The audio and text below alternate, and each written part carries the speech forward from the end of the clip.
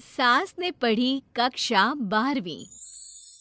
पाखी एक multinational company में काम करने के साथ सोशल एक्टिविस्ट भी होती है, जो ऑफिस खत्म होने के बाद शाम को घर आकर जरूरतमंद छोटे बच्चों को फ्री में पढ़ाती है।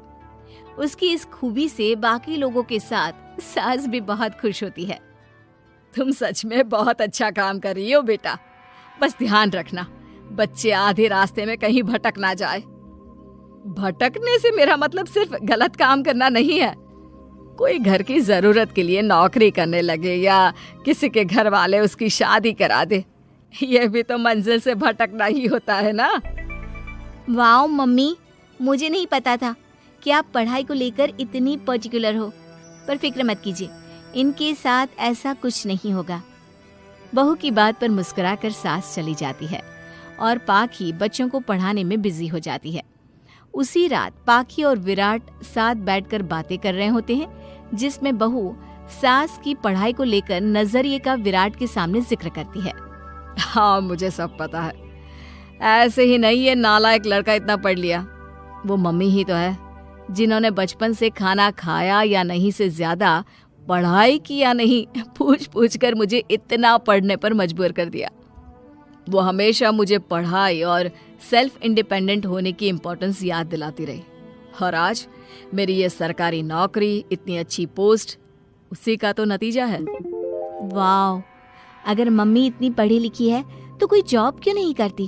और अगर जॉब नहीं करती तो मेरे साथ बच्चों को ही पढ़ा ले। तुम्हें किसने बोला कि मम्मी पढ़ी हुई हैं? उन्होंने तो अपनी 12th क्लास भी पूरी नहीं की।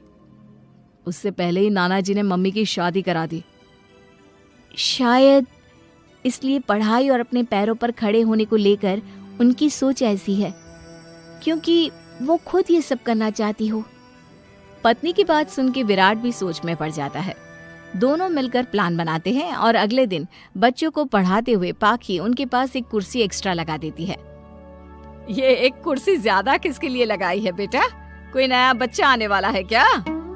हाँ जी, आज से मेरी एक नई बच्ची मेरे पास, यानी कि मेरी सास, दोबारा पढ़ाई शुरू करने वाली है। अरे क्या पागल जैसी बात कर रही है? भला ये भी मेरी कोई उम्र है बच्चों के बीच बैठकर पढ़ने की? तू बस ना इनके भविष्य पर ध्यान दे, मुझ पर नहीं। मम्मी, सीखने की कोई उम्र नहीं होती, बस इच्छा होती है, और मुझे पता है कि आपके अंदर वो इच्छा आज भी जिंदा है। अरे तू बस अपने काम और इन बच्चों पर ध्यान दे। यहाँ बस सबको बोलने से मतलब है, किसी को नहीं सोचना। अगर बात बाहर निकली तो समाज क्या सोचेगा और परिवार का कितना नाम बदनाम होगा। मम्मी, आपने पापा और इस परिवार के बारे में बहुत सोच लिया। सबकी खुशियों के लिए अपने सपने बहुत कुर्बान कर दिए। अब ये वक्त अपने पर ध्यान देने का है। और जिस समाज की आप बात कर रही हो ना, उसकी तो आदत है हर कामयाब होते इंसान पर पत्थर मारने की। बेटी को भी बहू का साथ देते देख सास गुस्से में अपना सर पकड़कर बड़बड़ाते हुए वहां से चली जाती है। ये स्टूडेंट थोड़ी जिद्दी है, पर इन्हें मैंने 12th क्लास पास नहीं कराई तो मैं भी अपनी सास की बहू नहीं। ये देखने में तो मजा ही आ जाएगा। इसी के साथ पति पत्नी मिलकर सास को पढ़ाने के मिशन पर लग जाते हैं, लेकिन सास उनकी हर कोशिश को नाकाम कर देती है। एक शाम विराट अपनी मम्मी के लिए 12th क्लास की बुक्स लेकर आता है, जिन्हें देखकर इस बार सास का गुस्सा उन दोनों पर मानो फूट ही पड़ता है। अरे तुम दोनों का दिमाग खराब हो गया है क्या, जो ये बेवजह की जिद पकड़े बैठ गए हो? मैंने एक बार बोल दिया ना, मुझे कोई पढ़ाई नहीं करनी। इसके बाद मेरी पढ़ाई को लेकर मुझे घर में कोई जिक्र नहीं चाहिए। पोता पोती पकड़ने की उम्र में किताबें पकड़ूंगी तो अच्छी लगूंगी क्या? अरे परिवार का मजाक बन जाएगा। मम्मी, पोते पोती आप पढ़ने के बाद भी तो खिला सकती हो। और रही मजाक बनाने वाले लोगों की बात, तो उनके पास खुद का कोई सपना होता नहीं, इसलिए दूसरों की उड़ान रोकने की कोशिश करते रहते हैं। बस एक बार माँ, आप कोशिश तो करो। अगर अच्छा नहीं लगा तो हम दोबारा कभी नहीं बोलेंगे। बेटी की बात सुनकर माँ सोच में पड़ जाती है और ये सोचती है कि थोड़े दिन पढ़ लेती हूँ और उसके बाद पढ़ने में अच्छा नहीं लग रहा, ये बोलकर मना कर दूंगी। ऐसी प्लानिंग बनाकर वो पढ़ने के लिए तैयार हो जाती है। मौके का फायदा उठाकर तुरंत वे लोग सास का ओपन से 12th में एडमिशन करा देते हैं। मम्मी, आज से आपकी सारी जिम्मेदारी मेरी। अब तो आपका नाम टॉपर के लिस्ट में आने से कोई नहीं रोक सकता। ये मेरे सीधे बच्चे, इन्हें अंदाजा भी नहीं कि माँ का प्लान क्या है। पाखी सास को पढ़ाना शुरू करती है।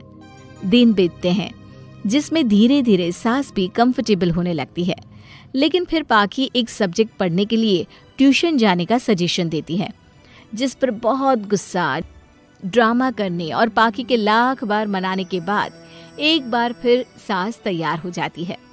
थैंक यू मम्मी, आपको नहीं पता कि आपका 12th क्लास पढ़ना हम दोनों के लिए कितना ज़रूरी है। अब ये सिर्फ आपका नहीं, हमारा सपना भी बन गया है। बहू की बात सुनकर सास अपने प्लान को लेकर सोच में पड़ जाती है। अगले दिन पाखी सास के साथ उन्हें ट्यूशन छोड़ने जा रही होती है, जहाँ रास्ते में पड़ोस की कुछ औरतें बैठी मिलती हैं। अरे वाह विराट की मम्मी, तुम्हारा इस उम्र में पढ़ाई का कौन सा भूत जाग गया। बहू को बोलो कि पोता पोती दे दे और बच्चों के साथ खेलो। अरे क्या उनके बीच बैठकर अपनी खिल्ली उड़वाने चल पड़ी। आंटी जी, जब सरकार या भगवान ने सीखने की कोई उम्र नहीं रखी तो आपको क्या दिक्कत है। अरे देखो तो जरा, बहू की जुबान कैसे कैंची जैसी चल रही है। अब सास घर संभालने की जगह इन सब चीजों पर ध्यान रखेगी तो बहू के तो ये हाल होने ही है ना। देखा बहू, इसलिए बोलती थी, अरे खाली दिमाग वालों से बहस नहीं करनी चाहिए, क्योंकि वो जब भी मुंह खोलेंगे गू ही बोलेंगे। उदाहरण तो तुमने अभी देख लिया। वैसे बहन, मैं तो अपना सपना पूरा कर लूंगी, लेकिन क्या यहाँ बैठकर पंचायत करने के अलावा तुम लोगों का कोई दूसरा सपना भी है। सारी औरतें चुप हो जाती हैं और सास बहू चले जाते हैं। अब सास के अंदर पढ़ने की इच्छा जाग उठती है और वो अपना प्लान छोड़ मन लगाकर पढ़ाई करना शुरू कर देती है। देखते ही देखते 1 साल बीतता है और बोर्ड एग्जाम शुरू हो जाते हैं। मम्मी, एग्जाम के लिए जाने से पहले जल्दी से ये दही शक्कर खा लो। अरे चल पागल, ये सब बच्चों के लिए होता है। अभी आप भी हमारे लिए स्कूल में एग्जाम देने वाली बच्ची ही तो हो। बच्चों का प्यार देखकर सासू माँ खुश हो जाती है और दही शक्कर खाकर विराट के साथ घर से निकल जाती है, जो मम्मी को एग्जाम सेंटर पर छोड़ ऑफिस चला जाता है। इसी तरह समय बीतता है और एग्जाम खत्म होने के बाद देखते ही देखते रिजल्ट भी आ जाता है। मेरी टॉपर माँ, तुमने तो तहलका मचा दिया।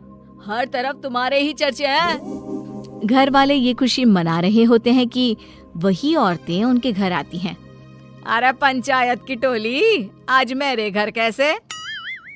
बस तुम्हें सॉरी और थैंक यू बोलने आए हैं।